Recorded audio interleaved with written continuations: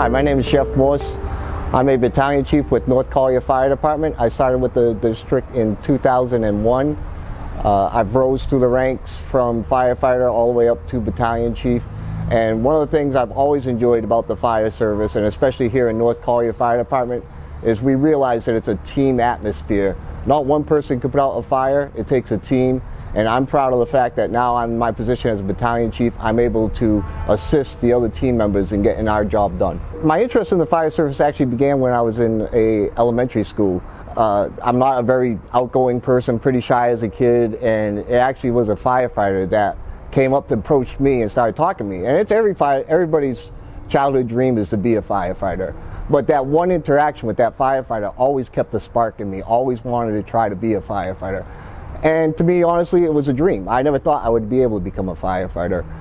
When I became, I ended up going out with my wife, Candy, at the time. She lived in a suburb of Boston, and they had a volunteer fire service. Her father was on the fire service, volunteers, and I joined the volunteer. And I can remember my senior year of high school, sitting in a freezing bay in November, taking my first responder class to become a certified first responder. Still in high school, and we're learning about hypothermia, and we're freezing inside a bay that was probably 32 degrees out. Became certified and finally became a certified firefighter in Massachusetts.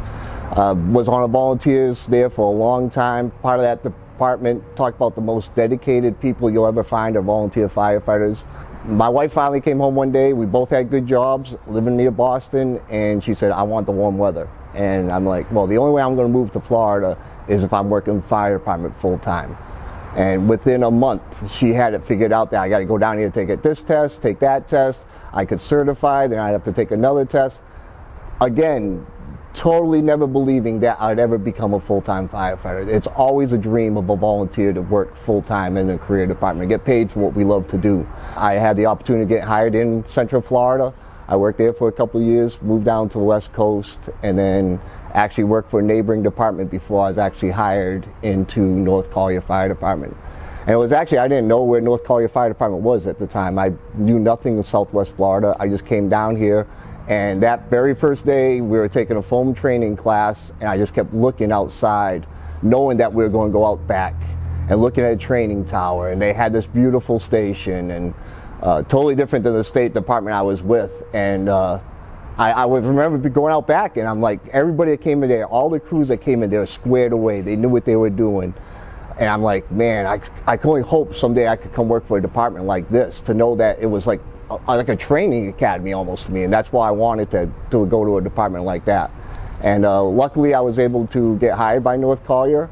3 of us left that neighboring department and come here, and it's so cool that I'm still here working with guys that work within that department. So in North Collier Fire Department, we have 9 battalion chiefs spread out through 3 shifts. So we have 3 battalion chiefs on each shift. Each battalion chief has the responsibility of responding and overseeing emergencies in their battalion. And that's our day-to-day operations, to be there, to make sure the incident command is being followed, make sure all the procedures are being followed. We're responsible for letting the 55 firefighters that we're in charge of on a daily basis what stations they have to report to, if they have to leave a particular station to go cover another station. That's our responsibility, and we have to make sure that's done in a timely manner so that they're able to figure out what stations they got to go do for the next shift, or if we need overtime, to bring that overtime in. What I really enjoy, again, is the team atmosphere of the job.